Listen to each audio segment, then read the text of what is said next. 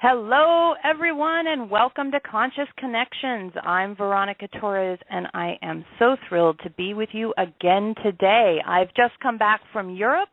Elohim and I did channeling sessions in Europe, in both Turkey and Austria, and it feels really cool to be back home and so different and changed and getting used to how you bring the big new person into the same life without going back to being habitual. So this is a thing that I'm exploring personally, and I'm very excited that we get to explore together today, energy moving in the body, Kundalini, and talking with Gwen Jensen. Now, Gwen and I have known each other for a couple of years, I think, and we've talked on and off about her experiences with energy moving through her body and different ways that she's dealt with that.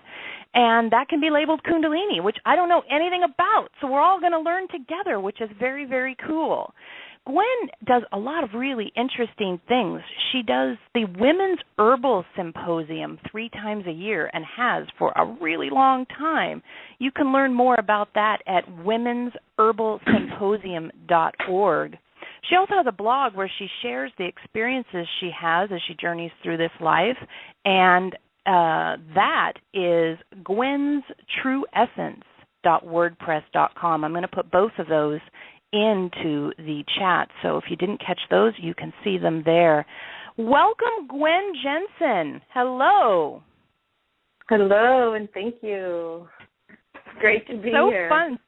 It's so fun to be together in this way. I love this opportunity that the Awakening Zone has offered me to connect my friends to my larger community and also, the people I meet as I travel along and see different and new opportunities for exploring this unique thing, this human thing that's unique, but we're all doing it.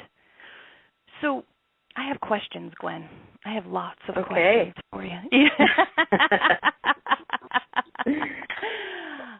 How do you define Kundalini or describe Kundalini? This is a word that gets kind of thrown about out there in the spiritual land, and I would like to know what it really means. Well, I can tell you what it really means to me, and I can tell you what it really means or I can share with you what I've discovered in my explorations with other people. And in a way, Kundalini is kind of tossed out there as a catch-all term. Originally, it's spoken as a energy that lives in the base of the spine, that rises up through the body under the right circumstances. For me, the experience doesn't necessarily come from the base of the spine and rise up, although that definitely does occur. It's an experience, like I call it chi on steroids. It's like vital energy that turns up really, really, really extremely high at times. So it also creates states of extreme bliss and ecstasy. It creates orgasmic states. It's so exquisite that people want to just go for it and go after it because it's divine. It's a divine experience. It clears the head. It leaves room for lots of insight. And it also can offer you opportunity to see your greatest fears and your greatest shadows. It's like it blows everything open and gives you opportunity to really, really do your work. So it sounds to me like it's a really big deal when people start to experience Kundalini. And I've heard the word Kundalini crisis or the phrase Kundalini crisis. And I think that probably scares some people. What do you have to say about that idea, Kundalini crisis? Well, there's a good reason for that. You really have to be ready for that. I would say that for myself, Kundalini awakened. It opened up in stages. In the very early stages was 13 years ago, and it was blissful. The energy moved through my system. I was laying down doing these meditations, and I was having these profound orgasmic states but they were kind and they kind of rolled through my system and sweet. Then it kind of sustained itself for a few years that way, and then it broke open further a second time, and then a third time it really blew open. And that's what I would call my real Kundalini crisis. I spent a couple of months in exquisite ecstasy and joy and bliss, and the unfoldings of my life made so much sense to me, and everything. I mean, even the dust on the counter and the dewdrops. I mean, everything was so exquisitely beautiful, and that went on for a couple of months. Then what happens with all of that energy is, if there are any fears in you, which, there's fears in all of us, if there's any shadow in you, and there's shadow in all of us, it becomes extremely apparent and available. That's when I didn't have any tools to navigate. That's when I started to look around, and I tried to get a hold of people, Kundalini experts. I had just figured out what it was to start with. I didn't know before that what was going on.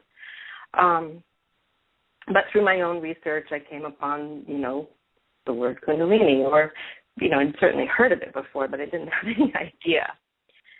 Yeah. So the crisis, I think, comes in often with people after the bliss, when suddenly you have to really face everything that is inside you, and it's a journey. Sounds like it opens up your awareness of everything. Like you said, the dust or the dew is as loud and prominent in you as childhood traumas or relationship difficulties. Yeah, sounds like whatever everything. your biggest fears are, all of them. Yeah. And greatly increased sensitivities. So you're also feeling the energies of your environment, the energies of the other people that you're coming in contact with. And that's another thing which I had to really learn how to navigate. I didn't have that level of sensitivity before, or if I did, I just wasn't aware of it. Yeah. And so then I discovered Elohim along that path, really not that long, less than 6 months after the real crack open happened, and started applying the Elohim tools, and then applied more of them, and then found my way through that energy. And now I feel like I can work with that energy. I still get to have my Kundalini meditations, which I didn't feel like I could ever give up, but at the same time, I thought for a time that I would need to give that up because I couldn't navigate the intensity, the magnitude of the energy that is available from that. So is that why, because of the heightened senses and the power that people feel, is that why Kundalini gets tied to sex in so much of the literature, is because that's the only other time people feel that way? What do you think about that? Well, I think certainly that happens, and also sex is one of the tools that can be used in order to burst forth that energy. It's got a lot of our stories attached to it. It's got a lot of stuff, but it's also a charged energy that lives at the base of the spine. So if you're having a lot of sexual exchange, can stimulate that. So, and some people use that as the main tool to get there. That's what I'm trying to say. See. Definitely a path. But you said that you get there through meditation? Yeah, that's where it started for me, was through meditation. To go further, just to go a little bit further into the sexuality and why it's often referred also in that way, is that when you then mix Kundalini and sexuality with somebody, then you have a tantric sexuality practice, which is another very exquisite path. And it's a beautiful path, but it's also, I think, as much as the rest of it is, it's loaded with potential challenges and triggers and pieces that are going to bring up for people that you have to work.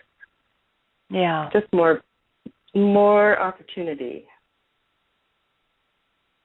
Makes sense. You know, because I'm very energetically sensitive in general at the grocery store, driving the car, a lot of what you're describing sounds like the things I navigate in general. I've never had the base of the spine thing happen or any of the things I've read about Kundalini happen specifically, but the increased sensitivity is absolutely something. And, you know, it really has taken me my entire adult life to figure out how to navigate living with that increased sensitivity. It's a huge undertaking. And that increased sensitivity gives me the sensitivity to connect with Elohim, so I can see where that sensitivity in your space gives you the ability to connect with these bliss states and these ecstasy states. So I can see where there's I don't want to say reward, but that's the word that comes to mind. There's a really strong positive, and there's a big opportunity for challenge in feeling so much in this time. Yeah. I think there's not a whole lot of difference. I think that what is happening for you is very much similar to Kundalini. It might look different, but Kundalini and the people that I have known and have worked with that have Kundalini, it looks very different in each person. So, you know, what I see in you, I could very much call that a Kundalini experience. I mean, your energy is extremely heightened. I'm sure you have to go through ways in which to silence the mind in order for you to be able to listen. Yes, for sure. I've never asked you that, but it looks that way to me.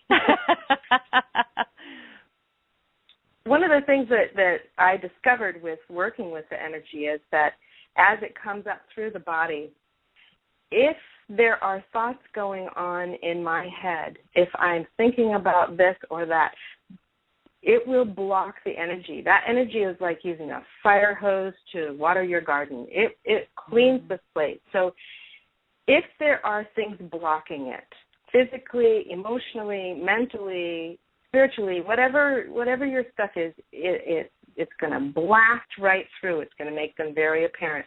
And it can cause a lot of ailments in the body as your body realigns and readjusts. Those ailments can cause fears. Those fears can cause more clamps down, more ailments. It becomes this cycle. And my understanding is with most people it takes a couple of years to really get acclimated to being able to run around this level. You have to work with it. You have to work with it, right? This isn't something that just you have a Kundalini awakening and now you're a awakened Kundalini person. It's a process, right? Well, maybe you're really lucky. I don't know. I certainly had to work hard, and those that I know have had to work really hard. And it may be that some people are out there that get really lucky or different circumstances. I mean, I don't know. I think it would be interesting. We talked a bit about how sexual activity can help awaken this. We've talked about how meditation can help awaken it. If our listeners are interested in having this kind of an opening in their life, increasing their sensitivity, what would you advise? How would you guide them in that process? Personally, I would be really careful using sexuality because you really want to have a partner who can really hold that energy or support you in that path. If you've got a partner that has a lot of squirrely energy within them, you're going to feel it. So I think it's a wonderful path if you've got two people who really want to support each other and go through that and are willing to go through the shadow part with it, because it's not necessarily, I mean, as you know, it's not going to be easy. It's work. definitely works. So I would recommend, meditations. I would recommend, chakra meditations and breath work and opening, doing yoga, really finding all the ways to balance yourself, having tools like Elohim tools to really keep your static, your baggage, keep yourself really clean, doing daily practices, staying in the body. There's an exercise routine, I guess you could call it an exercise routine called the 5 Tibetans that is, to my understanding, it was designed to support the body as it goes through a Kundalini process. It's helped me tremendously as well. You can look it up. It's on YouTube and all kinds of things. It's called the 5 Tibetans? Yeah. They're just 5 simple exercises that you can do. Plenty of information out there on that. As the energy is moving through, I think having creativity in your life is really important. I didn't know that, and was working with the energy for a long time before the creativity level kind of burst through. Once it got up through my throat chakra and really started to open up, I had a lot of blocks in my throat chakra. So once it really kind of burst through there, what I say is I got these 3 muses. I had 3 muses show up. I had writing and singing and painting, and they all popped in at the same time. And that gave the energy a place to channel. It came out of me. It no longer bounced me around. It would get so big that I would have difficulty walking. I would have difficulty going to the store. I would have difficulty because the energy was so intense. My sensitivity was so intense. I was feeling everybody's anything. I go to see Elohim. Elohim tells me to emanate. I'm like, well, what is that? How do you emanate? Well, creativity burst open and taught me how to emanate. So that was powerful, very powerful. Those things would be really good. I think that the sexual path can be an extremely pleasurable, wonderful way to do it. It's just really depends on who you're with and both of your focus, right? Yeah.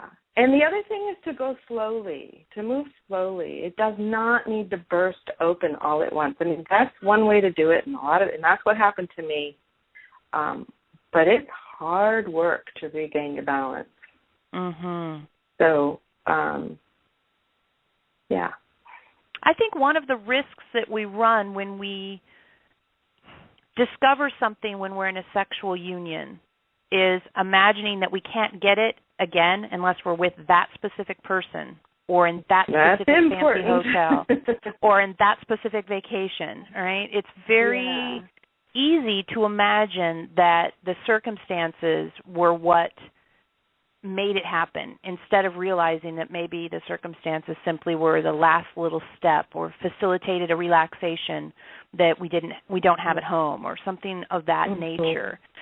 So that's one of the reasons why I like the idea that you're sharing that there's different practices people can do all by themselves in their living room or their bedroom so that they can find this information about themselves. Because as we've been talking and seeing that it's this increased sensitivity, that maybe we can use those words instead of saying this word Kundalini, what does it mean? I know a lot about dealing with increased sensitivity, and that helps me because sometimes people will talk about this, and I've always felt a little bit like, well, do you go to India to get that? I don't know what it is. And it also is sort of this thing of like, that's something you get through sex. I think for a while I had that in my mind too, and it's sort of like, oh, that's a spiritual practice you can't get unless you have a partner. And a lot of people I know don't have sexual partners. So I'm really happy to hear that there's a lot of different avenues to increase sensitivity and what it shows up on the other side as you explore it. So cool. Yeah, cool. I think so. And even if you were to gain access to that particular energy of Kundalini moving through your body, through through sexuality, it's still something that's coming from within you.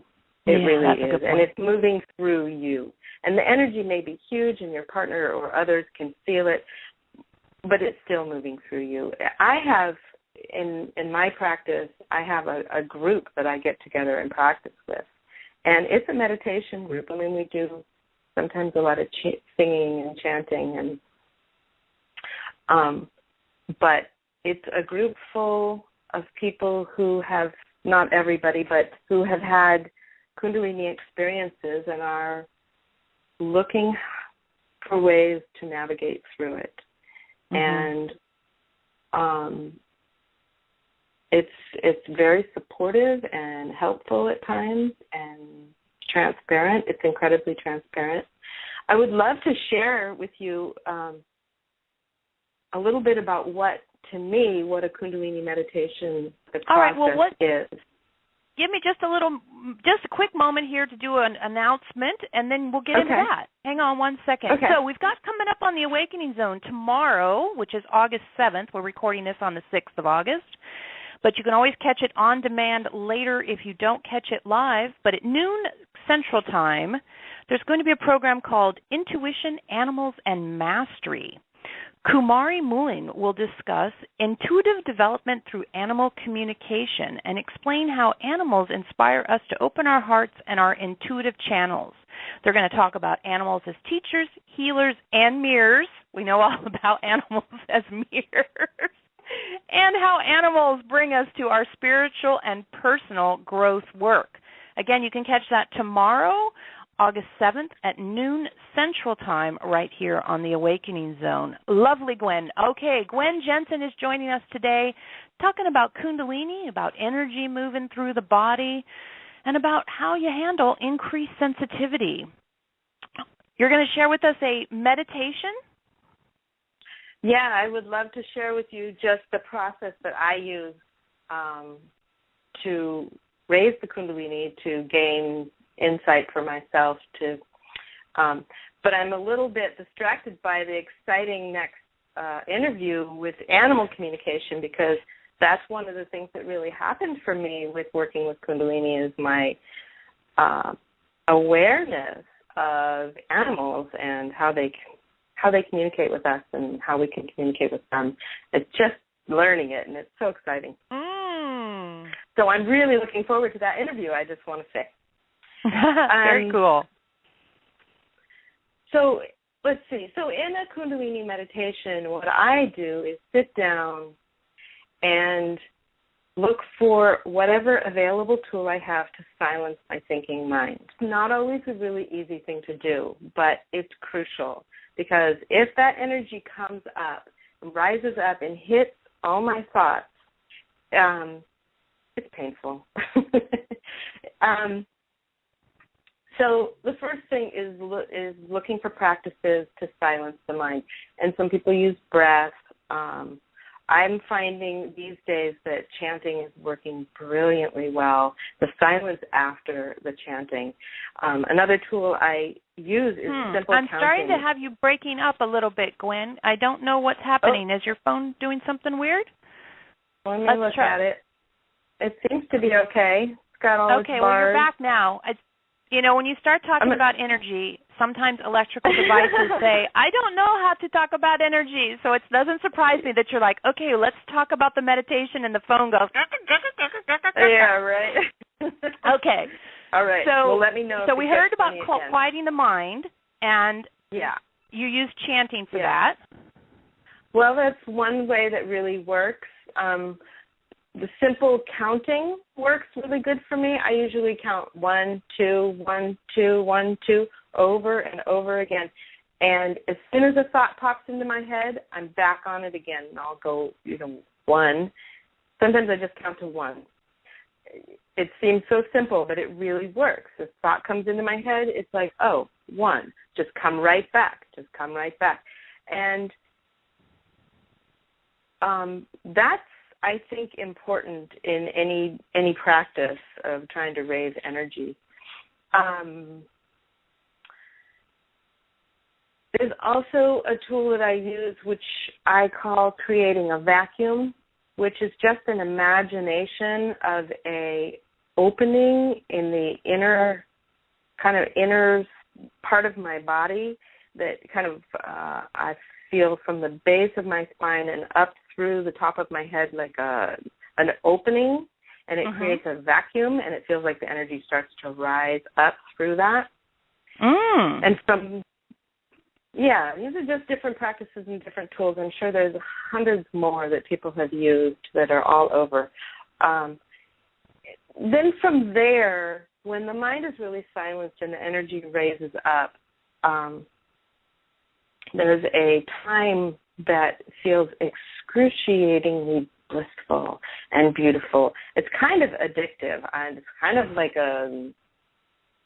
I've imagined that I'm actually creating chemicals in my brain to create these states. I don't know if that's really true, but that's what my imagination says. So I get to spend a little time adrift in this sweet state, which doesn't really go to that extreme orgasmic state as much as it used to, partly because I don't really need it to or necessarily want it to, though that is available, which is, again, why it's referred to as a sexual practice, because orgasm happens. Without, I'm talking hands off, I'm talking like sitting in presence and having these orgasms throughout the body in different places and not necessarily in the more traditional places. And there's a time in that driftingness when, for me, my thoughts will begin to roll back in. And from that place, when the thoughts are rolling back in, this is when tools, Elohim tools, are extremely important, because you want to have some control of where your thoughts are going to go. This is a wide open time. This is an extremely magnetic time. This is a time when, if I'm going to start having thoughts, I want them to be really clean. I want them to be true to who I am. And from there, there's what I call the infinite, which to me means that I have, it feels like I have all information available to me. I have anywhere I've ever been available to me.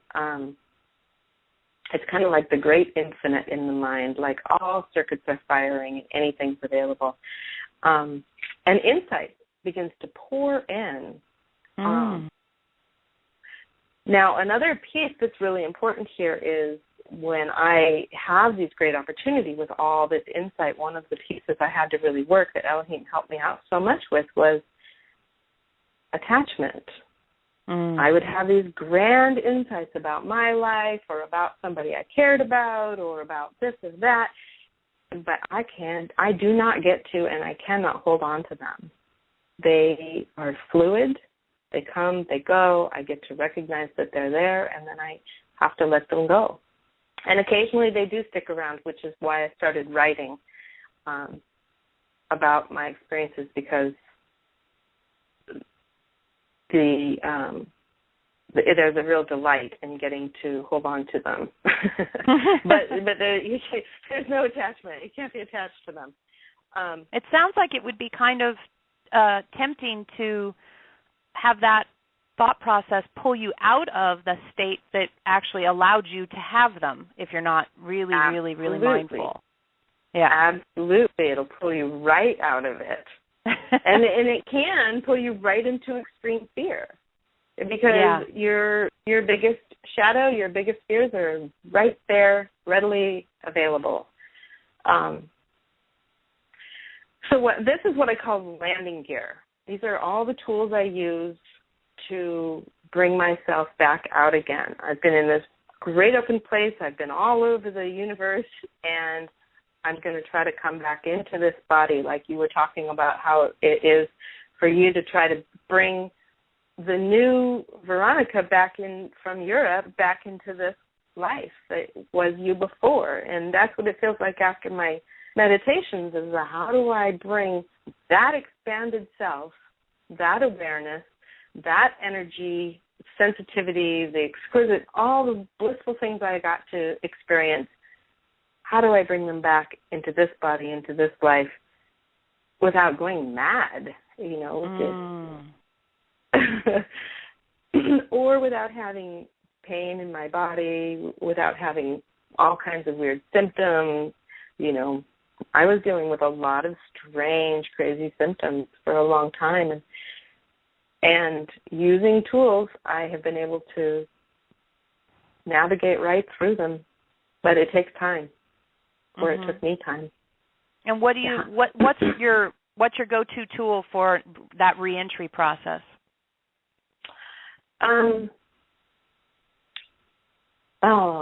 Well, it depends on the moment, of course, because they change around. And depends on what's happening in the situation, or it depends on where I went. But what's true now is one of my favorites. It's like, what's true now? I'm sitting on the floor right here. Yeah. It's really simple. There's actually none of that is going on. If I had fears come in, if I had old stories come in, if I had energies from other people, which I don't really know that they're necessarily from that other person, but that's what it feels like, so that's where I go. One of the tools that really helped me was step-by-step.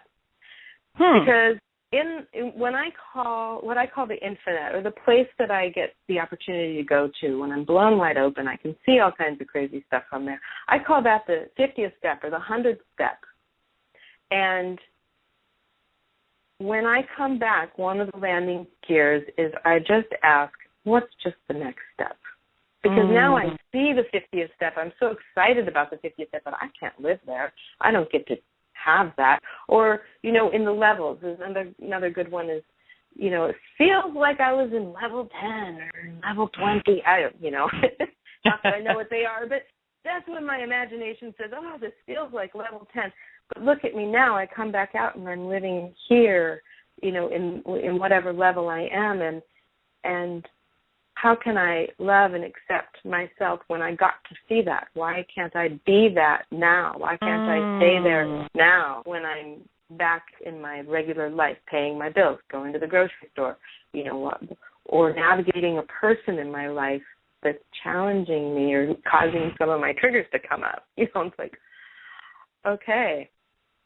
So step by step has been a really, really brilliant one for me for that. Yeah. Super powerful. That is really amazing to hear how literally we called the show Navigating Kundalini Energies, and really you've been telling us how you literally navigate through it is a navigation. this storm. Storms can be beautiful. It's good when it rains, things grow. Yeah. Sometimes the ship rocks a lot, and it can feel scary. That's right. So it's really interesting.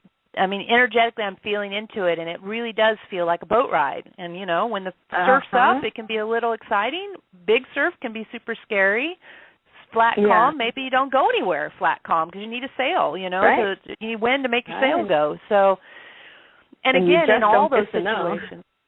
Yeah, in all those situations, again, this is one of the main things I brought back from Europe and I'm working with since I've been home is just that sense that whatever the moment is, and of course referring back to Europe, whatever the moment was, I felt like I responded with my complete integrity and my complete truth to it. And there was no way to plan ahead or know how it was going to go or know even where I was sleeping that night sometimes. But I was able to navigate it as this is. I'm in a this is, or what is true now. And I was able to respond to it without having planned for it. And if you had told me 20 years ago I would ever be able to do that, I would have called you a liar and ran the other way. Because I used to feel as though I had to plan for every negative eventuality I could imagine. And to just go over there and be in all these different circumstances that were completely unknown until the second I was in them. It taught me that I've learned a lot, and I got to apply it. And it sounds to me like when you're in these meditative states, you're doing a very similar thing where you don't know where you're going to go. You don't know if it's going to be orgasmic or shadow. You don't know whose energy is going to pop up or what blocks you're going to feel. And you respond with the truth and the completeness of you as best you can in that moment, over and over and over again. That's all you can do, exactly.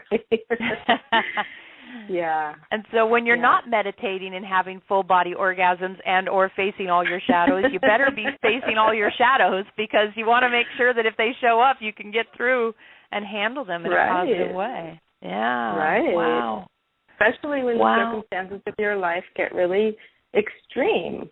You never know what's going to happen. I got to spend, a week in the hospital with my mom recently, and again, that's this moment where it's like, okay, all right, here's an opportunity where, I can sit here and I can't necessarily say like, okay, I am going to make sure the Kundalini doesn't come up right now in this circumstance, but sometimes it does. And when that happens, I'd better have some practice under my belt of exactly how to navigate in that situation. I can't just run off and go sit outside somewhere under a tree and be in my bliss state. No, I have to stay here and face the reality of what I'm making a choice around. Wow. So I'm joined today by Gwen Jensen. We're talking about navigating Kundalini energies and big energy in general. And what we're going to do now is just take a teeny little break. We're going to hear a song. Today when I was picking out the song for the show, I decided to pick one that sort of talked about powerful women in a funny way. Of course, this is 10-Foot Tone. My buddies at 10-Foot Tone let me use any of their music I want, and today I picked their song called Irate Flowers. I have no idea why the song's called Irate Flowers. It's just this ridiculous title for a wonderful, very funny song, and I hope you enjoy it. We'll be back in just a few minutes. Thanks, everybody, for joining us. Hang in. We'll be right back.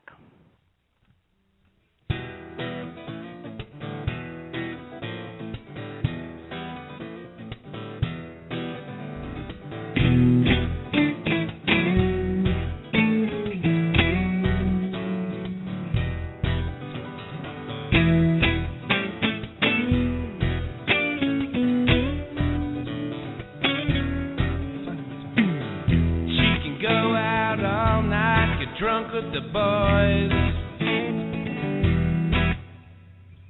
come home scream and shout, break all my toys. Lord knows I like it when she come home. Lord knows I like it when she come home. Been up all night working on a car. She doesn't have to go to work till the middle of the week. Lord knows I like it when she come home. Yeah. Lord knows I like it when she come home.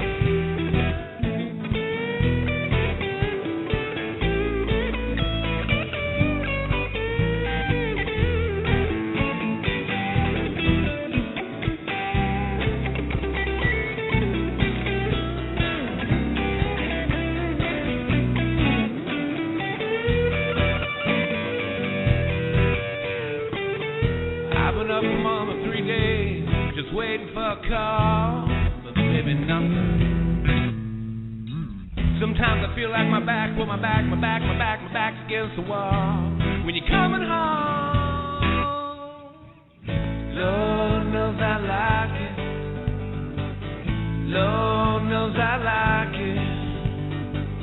Lord knows I like it when she come home. She knows the difference between right and wrong. Welcome back, everyone. We are here with Conscious Connections. I'm Veronica Torres. I'm going to channel Elohim in about 15 minutes to get their views on this topic. I've been joined today by Gwen Jensen. Gwen has been working with Kundalini and other types of energy for a long time and has been sharing all of her insights about how you manage such a thing. She's also part of womensherbalsymposium.org, which is coming up August 29th through September 1st, a 4-day herbal symposium for women. And you can read her writings about her life in general, but especially about Kundalini at gwenstrueessence.wordpress.com. Hello, Gwen.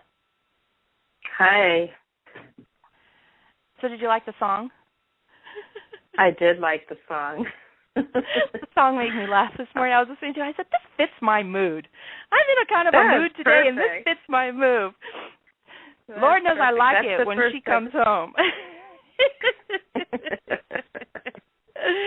You know, the 10-foot tone boys are amazing, and they only write love songs, and they're all from different angles about love.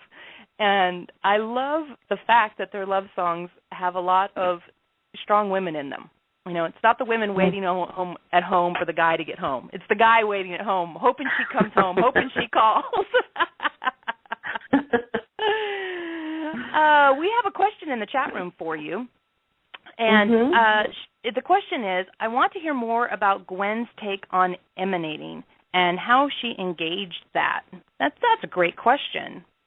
Elohim talks a lot about emanating, you know, the idea that our truth goes out of our body into the world, just like sound waves travel or light travels out from a source.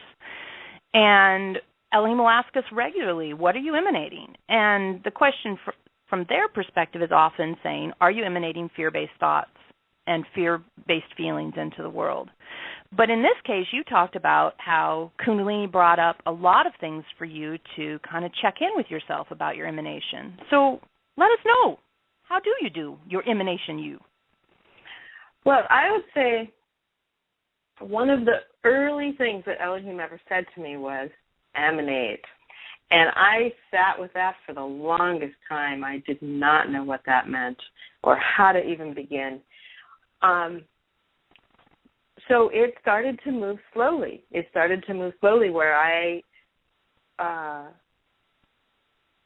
let's see, one of the things that really helped me with even just the beginning of it was creativity, was writing and singing and painting, because those are the three that came in. That was a way in which the energy started to channel outward. That gave me a clue as to what it feels like. Also, I would sit in my meditations, or I do a lot of hands-on body work, and I would put my hands on people, and I would just imagine. I'd be like, what? You know, because there would be such a flush of energy through my system. I'd be like, all right, I'm just going to imagine that's coming out my hand. I'm just going to imagine that's moving through. And soon it would really, energy follows thought, right? It follows the thought waves, and soon I was beginning to feel it. And so it was a step-by-step process of how do I move that through. Then another place where I would emanate is I would pull that energy up that I'm used to running and just imagine it beaming out of my heart, or imagine it beaming out of my throat or my third eye or the top of my head or wherever it really was most like wanted to go. But I would begin to feel it. So that's kind of a more etherical answer, but the actual creativity, picking up that paintbrush, not having a clue what I'm going to do, just going, all right, this is going to happen because I need to create. I started taking a painting class with a friend that's like a journey work painting class, and just doing it. I started to do a lot of singing and a lot of chanting, which was a lifelong fear for me. I never sang anything. I would sing Happy Birthday. That was about it. And just choosing, it's like, oh, it's okay. It doesn't matter however it sounds. I am going to let that out my throat. I am going to open my mouth. And writing was really powerful because it was another thing that Elohim helped me with a lot was I didn't need to explain what was happening to me. I needed to describe what was happening to me. That little distinction shifted everything because all of this stuff that was happening didn't make any sense to my logical brain. And my logical brain was obsessed with trying to figure it out. And I couldn't write or share with anyone until I had it figured out. That's an impossible task. So once I realized I could just describe something to the best of my ability, which is barely scratching the surface because I'm using words to describe energy, but just the act of describing gave me a level of permission to begin to speak into what was happening, and suddenly I was writing and I was talking and I was singing and I was painting, and all of this information started to come out of me. So the energy was then coming out of me. So now sometimes when I'm sitting in my meditation and if I feel like there's a lot of energy in the room or there's something I don't really particularly want, I feel like I can just rise that energy out and I'll just send it outward and just in my imagination or in my visualization, and it shifts. It's either shifting inside of me or it shifts out into the world. Either way, they both work. I love that you have the same dynamic as when you're in your meditation time and you have to watch the thoughts as you did when you were in your non-meditation time. Again, that thought that you have to be able to explain this to somebody else that would understand it, or else it isn't real in some way. Right. You morph that thought into, what if I just describe it to myself and to others? And I think that's a really, really beautiful freedom to have granted yourself. It is so freeing. It changed everything for me, which changed the symptoms in my body. Really? That alone changed the symptoms. Absolutely, absolutely. The energy, this is what it looks like, this is what it feels like to me. The energy was coming up in me and then it was bouncing around inside. It had no place to go but to spin me in these circles. As I began to emanate, it felt like the energy went out into the world, and then I suddenly had access to more because it moved. It's got to move out of me. Otherwise, it's not really something you want to keep pent up inside. Exactly. And just the feeling I'm having as you're describing that is that the entire process that we work on is catching our habitual thoughts, seeing where we have obsessive thoughts, seeing where we have thoughts that are just based in another time and not based in this now experience.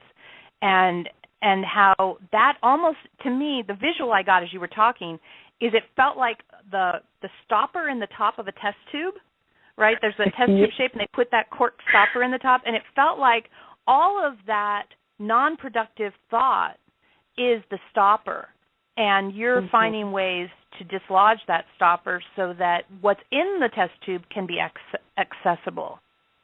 Yes, and used in the world. My story is that Kundalini comes through us, humans, and it needs to be used in the world. It desires to be used in the world, or at least through me. So I have been following step by step, because when I look at the big picture, it's completely overwhelming. Back into step by step, what's just the very next step. And I have moved tremendously in the last just 6 months. And what has changed in the last 6 months? The emanation, the creativity. The creativity has opened up. Yes. And that's, I mean, really, it's been only 6 months, 7 months I'm not sure. That since it all started, the painting, the writing, the singing. It might have been a little longer, actually, but. Time is such a weird thing. I never can tell. Exactly. I can never tell. I mean, when I was in Europe, it was overcast for the first big chunk of time. Plus, I was sleeping twice a day and waking up at weird times and didn't have a watch and didn't have a cell phone. And so I had no idea what time it was for days and days and days and days in a row. So the whole time thing, I have a whole thing I could talk about how weird time is right now. We have another question in the chat here for you, Gwen, and Brenda wants to know, does the energy also come in through the crown for you, through your top of your head for you? Absolutely. It comes in through anywhere. It definitely does not just come through the base. In my experience, it comes it can come in any direction from anywhere. I never get to really know. I know traditionally they talk about it coming through the base, and yes, it does that too, but totally comes in through the crown. Sometimes it'll come through the third eye so vibrantly that my forehead will feel completely strange, like maybe a flower, like it's continuously blooming, and maybe that's going outward. I'm not really sure. And in my hands, a lot in my hands. So it starts to just feel like energy movement, as opposed maybe to in and out, though, yes. Yeah. It's a full body experience. Exactly. It's a full body experience and then some. Yeah. For me, when I feel a lot of powerful energy in my body, I tend to sort of shake, and sometimes it looks like a seizure, although I never feel like I'm having any sort of compromised brain activity or anything. But it can look like that sort of uncontrollable flopping around, shaking process. It also can feel like my nerves are just have had too much traffic on them. It's like they if you walk a lot, like let's say you go to Disneyland or something like that, at the end of the day you're like, wow, the bottoms of my feet are sore. It can feel like my nerves feel that same way, like it's as though I have all these roads in my body and they're my nerves and they've all just been driven on too much. That's how it happens for me, and it's not. I've never had the bliss side of it that you've been talking about, but I have the Elohim side of it. So I suppose that's I know. That's a good Come on, one. Elohim. What about those full body orgasms? I've had a few of those. Yeah. Yep. Well, I've not. I've had a lot of body shaking. It looks a little different, but definitely a lot of body shaking and convulsing kind of experiences. And my nerves as well, the way I've described it is it felt like I got plugged into the 220 light socket, and that my nerve endings got fried is what it was, the experience. It felt like the protective coating on all of my nerves got completely blown off, and it just left me completely raw and exposed, like someone took my skin off, and I'm just raw and exposed. Raw is the right word for me. Yeah, raw is the exact right word. Just raw, and so we've used the word sensitive a lot, but it's a different kind of sensitivity. It's like a tenderness, but a raw tenderness.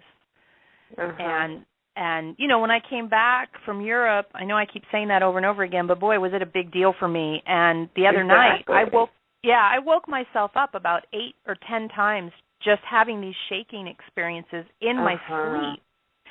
So it's really a big kind of a live thing for me, and I'm really grateful. We planned this talk months ago, but it seems like it's perfectly timed, as is almost everything, for this conversation. Yeah.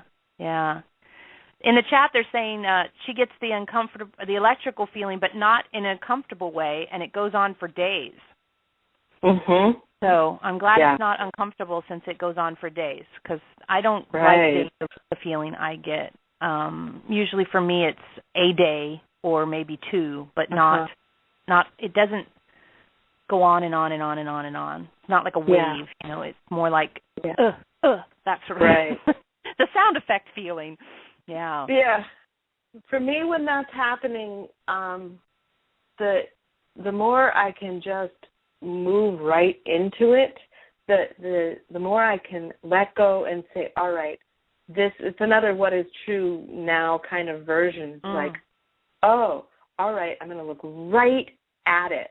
And I go right into it. All right, I feel raw. I'm going to move right into the rawness of it. And it feels to me, or my experience is that the further I move into it, then the relief, it wants to be recognized. It wants me to quit ignoring it, and it wants me to notice it. And as soon as I go right in and say, I see exactly what you are, and yes to you, I say, yes, okay, here you are. And then it suddenly feels acknowledged, and it can dissipate and move through me. That's fascinating. I'll have to give that one a try. Another what is true now tool. Yeah, what is true now? Pleasant. Yeah, and it's I like used a little version what of is. That. I used what is me now a lot when I was traveling. What is me now? What is me now? Yeah, that gives you a lot of room to change. Yeah. And it was interesting because it wasn't just what is me now because I'm trying to find my little self. Sometimes it's what is me now feeling into a larger sense of self. Because a lot of times I've used that sort of a tool because I've been overwhelmed by other people's energy. And this was the first time in my life that I was able to literally feel my energy field and then push it out as if I was in a bubble, and I would just push that out, and I could feel other people's energy having to respond to that pushing feeling. Yeah. I've never done that before either. And I was just like, I'm in an airplane, I'm in an airport, I'm on a ferry boat, I'm on a bus, I'm in a line. I cannot control the fact that these people are standing so close to me. I can't fix the fact that they don't line up in a straight line, that they line up in big mobs. They can't change that about these people. So I just sort of went and imagined my energy field literally pushing them away, and it totally worked. I could feel it as if it was a physical thing. I was like, get down. Felt really proud of myself. Yeah. I felt so proud of myself. Gwen, how about we talk to Elohim? What do you think? You ready? Wonderful. Okay. Yep. Yeah. Okay, so what happens now is that I'm going to channel Elohim, which means I can't type in the chat room, and we can't do anything other than just me channel Elohim. So if I'm not as organized about all this, it's because Elohim is not as good at this as I am. So we'll have Elohim for about a half an hour. I'm just going to click on one thing real quick and just see. Yeah, okay. Cool. There's this thing I can click, and I've never found it, so I need to study up on that. Sorry, letting you see the inside of my brain because I'm starting to bring Elohim in, and that sometimes happens when I do. When I bring Elohim in, I start to talk what's happening inside my head. I'll just shut up now and get Elohim. And in case we don't, I'm not all that together with the end of the show here, Gwen, thank you so much. I've loved talking to you about this. I'm thrilled that we got to have this conversation. And people on Facebook are posting it. They're enjoying it and getting a lot out of it. And I'm really grateful because I got a lot out of it, too. So here comes Elohim. Thank you. You're welcome. Give me a sec. It just will take a sec. Okay. Oh, hello. There's always so much going on during these radio show things happening. We are just going to look at Gwen. Hello, Gwen. Hello. Are you having a yeehaw time being on the radio? Yeah. Great. Thank you. Speaking your truth, sharing your gifts, letting everybody know what you've learned. Feels good, huh? Yeah, it's powerful. Yeah. The thing we know about you is that you used to think a lot. You would come to the meetings and we'd be like, Gwen, We wanted to just find the off switch for your brain. Because it's fascinating how you have all this energetic sensitivity and all these opportunities to explore, but you were letting, like Veronica said, we think her visual of the stopper in the test tube was a really good one for you. You were letting the sort of, I need to justify, explain, make sure other people understand, feel safe through my brain, stop the flow of what you were exploring. Yeah. You don't do that anymore. Not that often, at least. No. I gave that one up. I remember. I do. I remember sitting there with you, having you go, it's that thing you do with your brain. And I'm like, what thing? And I took that home and I was like, okay, little thing in my brain, I need to give you something else to do.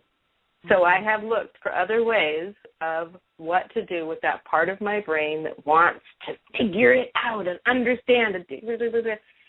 And, you know, it took a break, which gave me so much more access and so much more opportunity. And the fascinating thing is what it ends up giving you is it gives you so much more information for your brain to someday work with in a positive way. Because when the brain is in charge, it says, this is all there is. And try to understand this small little 3% of the experience thing. The brain gets out of being in charge. You start to have a 60, a 70, an 80, a 90% version of the experience. And then you say, okay, brain, let's make some sense of it in the sense that I need your help putting words on my blog. Or I need you to hold the paintbrush as I express with paint. And then the brain goes, I'm not as scared. The brain is really scared at 3%, but at 60% it goes, we got past the threshold of fear. We got past the threshold of terror. The survival instinct sees this isn't killing us, so we can now explore it because it might actually offer resources. So that's the interesting thing about the survival instinct. It wants to keep you alive by keeping you small until you get so big that it goes, oh, great, more resources to work with to keep you alive. And if you can keep ahead of the amount it needs, it doesn't bug you as much. So that's what we feel you're doing is you're keeping ahead of the amount that the survival instinct wants to fiddle with. Cool. Survival instinct, fiddle with 10%. I'm on 60. And if it catches up with you, we think you'll keep ahead of it. I feel over the hump. It's excellent. It's quite the adventure now. Over the hump. That's funny. Great. Yeah. All right. So what do you want to ask us about? That's a good question.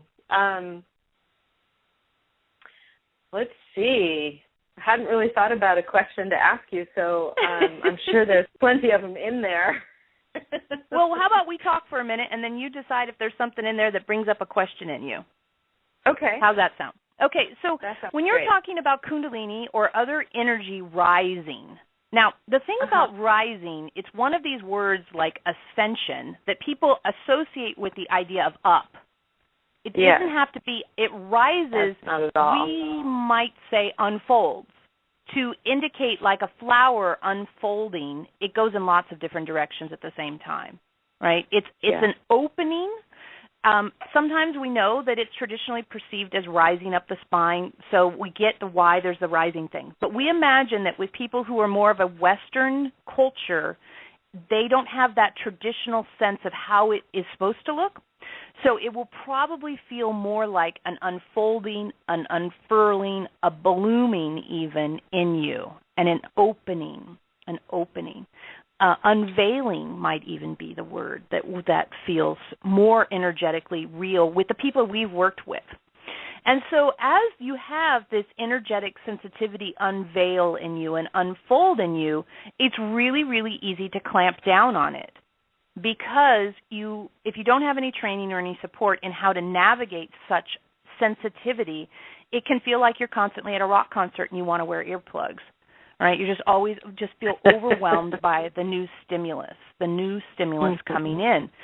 So one of the first things that we like to teach people, and you've brought it up, is the kind of what is true now or what is me now. The idea that you're walking in the world going, I've never seen all this stuff before. I've never felt these feelings. I've never heard these noises. But I am still the perceiver. I am still the sensory apparatus. It's not the sensations that is the focus as much as me experiencing the sensations. So coming back to that core that is always you and acknowledging you're in a new set of circumstances rather than the circumstances telling you something about yourself. And this is just good for everybody to do, no matter if they're having Kundalini or not. Right. Coming back to that core. Coming back to that core of who you are, what is your truth, where are you, what do you know about yourself in this moment, and allowing all of this additional information to be fuel for that fire rather than become the main event. Does that make sense? That makes fabulous sense. It's and I really, really love the unfolding or the emerging, because I mean, I get the images, I have a lot of visual images, and I get the images of an opening flower on a regular basis. Sometimes it's in my body, in my heart, or in my third eye or something, and it there is something certainly that comes from below and rises up in the physical body as another thing, and it's usually extraordinarily pleasurable, but it's a much better way, you could say, Kundalini unfolding, Kundalini unfurling. Those are great terms. Very much more inclusive to the whole experience of it. And we like that too, because there has been, at least in Veronica's experience, sort of this I've had Kundalini and it, I had Kundalini rise in me, kind of not snobbery, but the haves and the have-nots. When the truth of the matter is that we feel a lot of people having increased sensitivity. And if anything, if we can take the conversation away from a very specific sort of increased sensitivity and include all types of increased sensitivity, we feel that that's a smart move to make. Yeah, it's a much more inclusive move. And all of the people who are doing the work that they're doing right now and expanding, that includes all of the energy sensitivities that are happening. So it's brilliant. Yeah. And it's not just sensitivities in the types that you guys have been describing, although those are definitely very loud in the conversation, but it's the sensitivities to I'm being habitual, the sensitivity to I'm reliving the past right now, the sensitivity to I'm letting a 20-year-old version of me respond in this situation and I'm 45, but I'm letting her speak for me right now. So the sensitivities are not just, oh, wow, the dewdrops and the rain and the cat fur and all that, although those are great and we love them. It's the sensitivity to all the ways that this moment is the loudest moment, the most real place, the place to hang out. And the increased physical sensations help you stay in this moment in that way or make this moment more alive and juicy and fun. When you're not experiencing the full-on, blown-out Kundalini opening, you can still be going, I'm sensitive to what I'm letting myself think. I'm sensitive to what I'm fixating on. I'm sensitive to who I'm judging. And those sensitivities actually generate lifelong transformational states that the fleeting physical excitement, although great and fun, doesn't maybe linger as much as, oh, my God, I'm not judging people anymore. Or, oh, my God, I'm not being habitual anymore. Or, oh, wow, I was neutral when something really triggered me. That is what we've seen generate happiness, if you want that word, or joy or bliss or long-term increase in satisfaction in life. Yes. I don't want to spend my whole life on the roller coaster ride. Roller coaster is really fun. The orgasmic state is really fun, but it's really difficult to go to the gas station during one.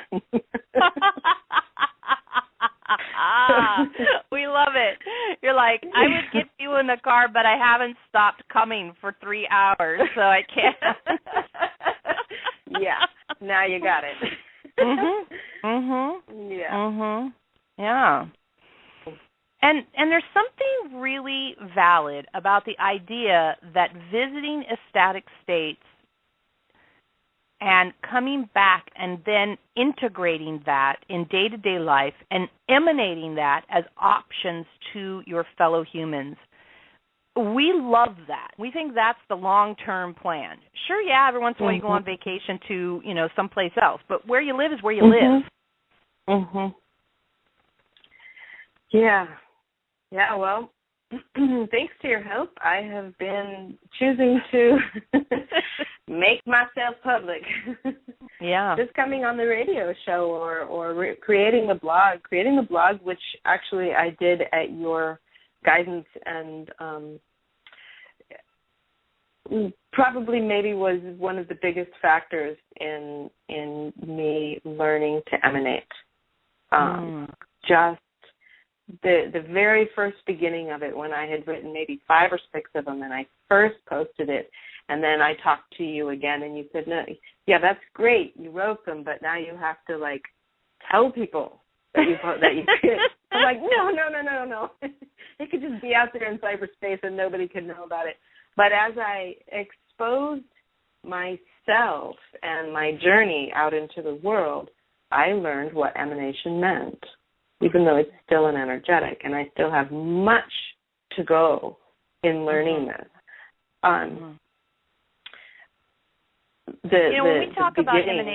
When we talk about emanation, a lot of what we're talking about is helping people see what they're broadcasting. Yeah. But it's also, once you start being careful about what you're broadcasting, meaning, as an example, what are you posting on Facebook? Are you posting a bunch of fear, or are you posting a bunch of vulnerability? Are you posting a bunch of, I hope this is actually true about the world? What are you posting? Is a great way to talk about emanation, in the sense that a lot of people use Facebook, so it's a common modality of expression.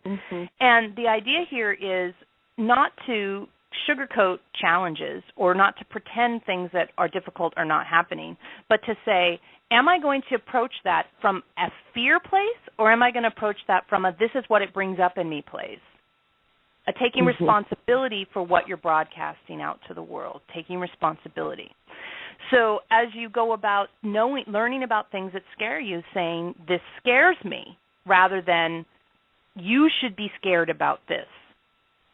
Telling the world, you should be scared. Instead, it's I'm scared, right? That's a good example. And that requires vulnerability. That requires, standing there and saying, someone might disagree with me, or someone might think this or that or whatever about me, but saying, this is my current truth. I'm frightened by this news, or I'm really depressed by this news.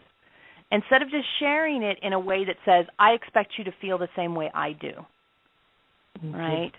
You can't expect anyone else to get onto your feelings, and a lot of people do. They're like, they read something and they're like, I am so angry about this. I expect everybody I know to be angry too, and they post it out there, and then people go, actually, that's not bugging me, and then it causes conflict in the relationship. Right. If instead the person could say, wow, I'm so upset about this, and I would love to see it a different way, or understand it more, or have some other relationship to it. Because, that's why we have the levels of creating, that Veronica made the whole deck of the levels of creating, is to show folks how to step-by-step move into different perspectives on the same situation, so that you can see a more well-rounded perspective on your issues or your challenges or whatever's going on for you. Because that entrenched position really limits your emanation, and it really limits what you can receive as well. So when Veronica looked at your blog earlier, and when we looked at it with her, we could see that you were just going, here it is. Yeah. Here it is.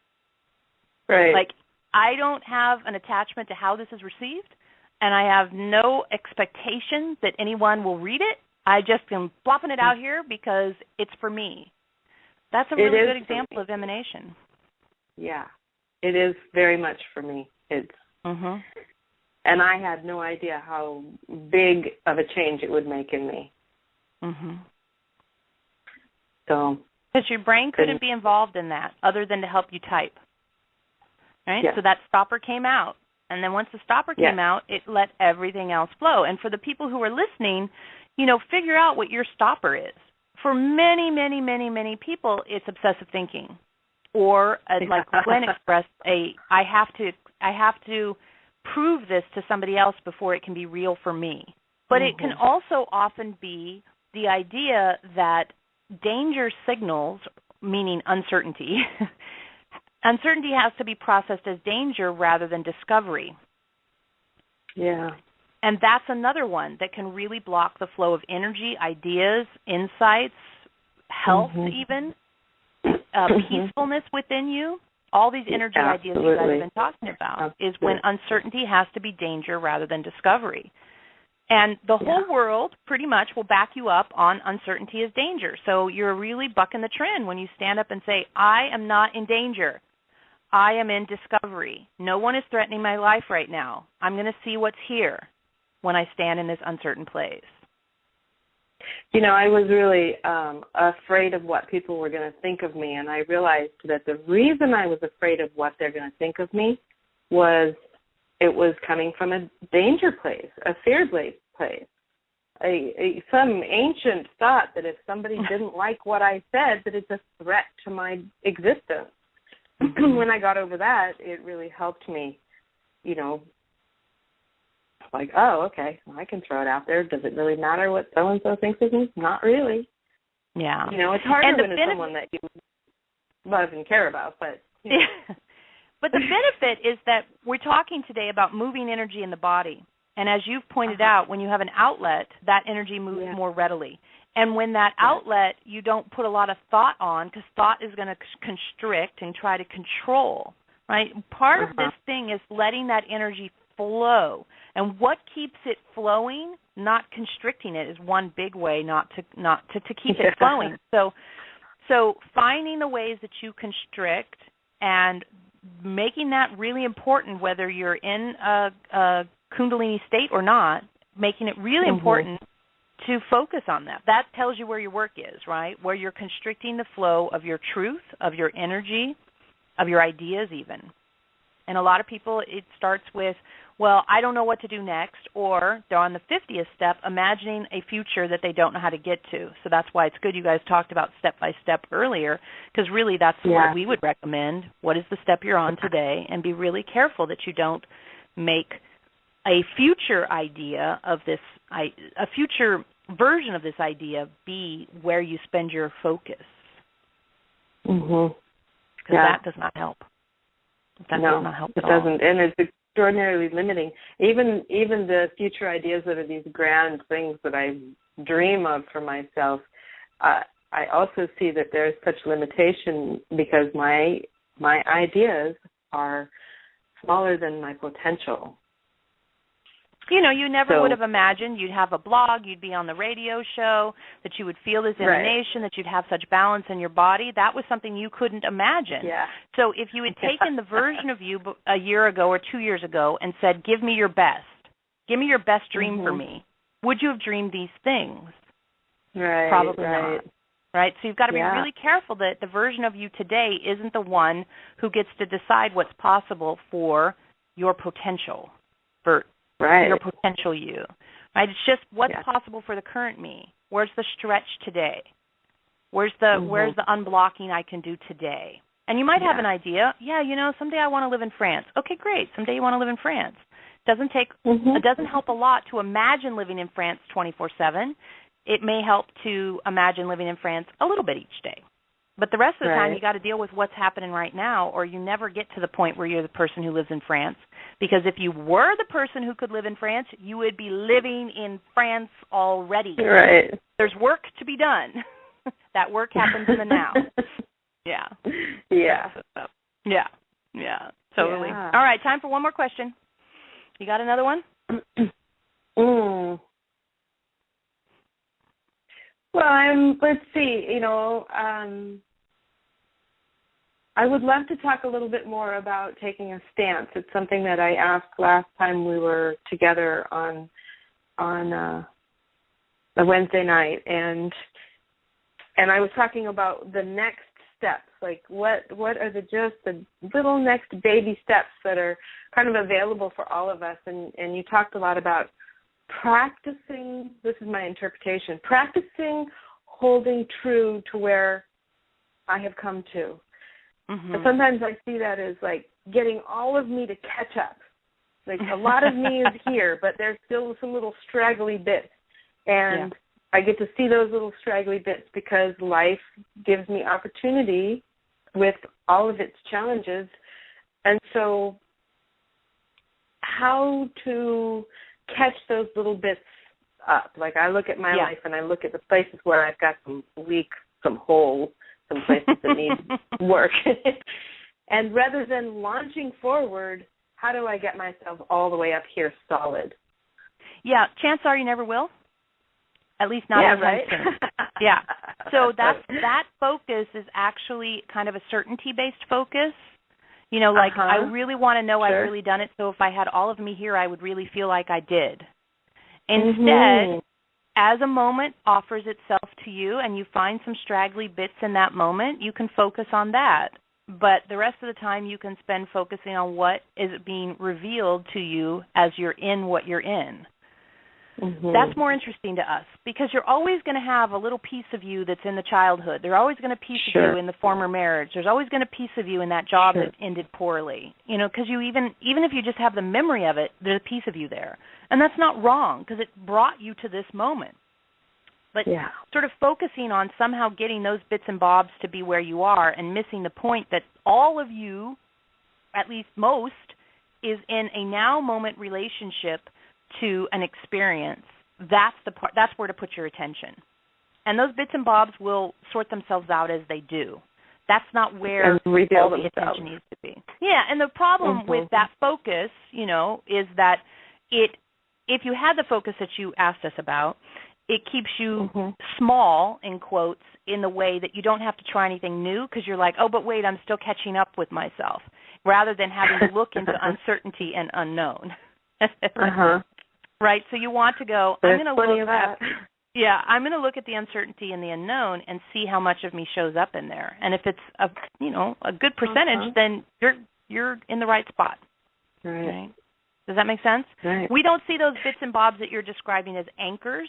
We see them as facts. They're not lost and, oh, God, when are they finally going to be here? It's just facts of your chronological journey.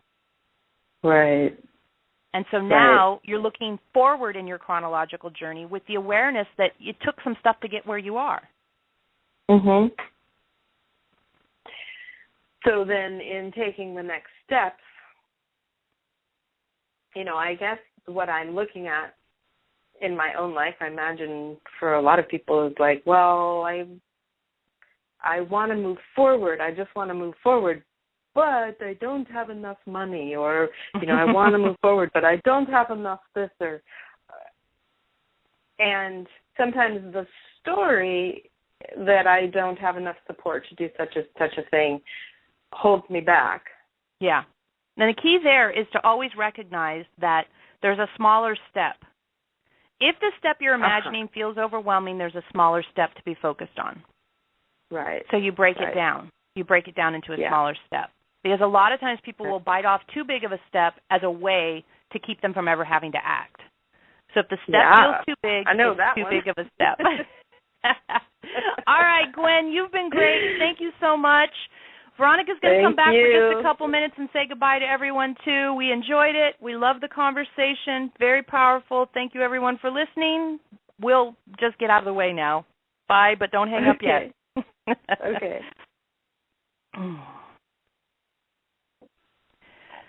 Post-channeling Veronica attempting conversation for 1 minute. Here it comes.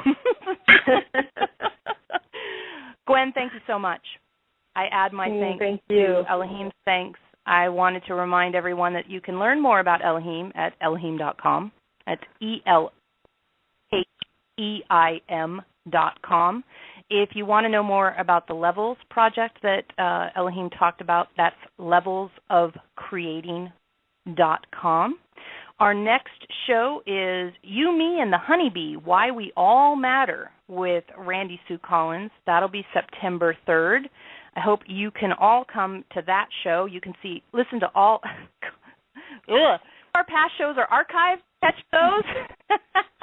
And if you enjoyed this show, we invite you to check out all the other exciting and empowering programs at awakeningzone.com. Thank you, everyone. Thank you, Gwen, and bye-bye.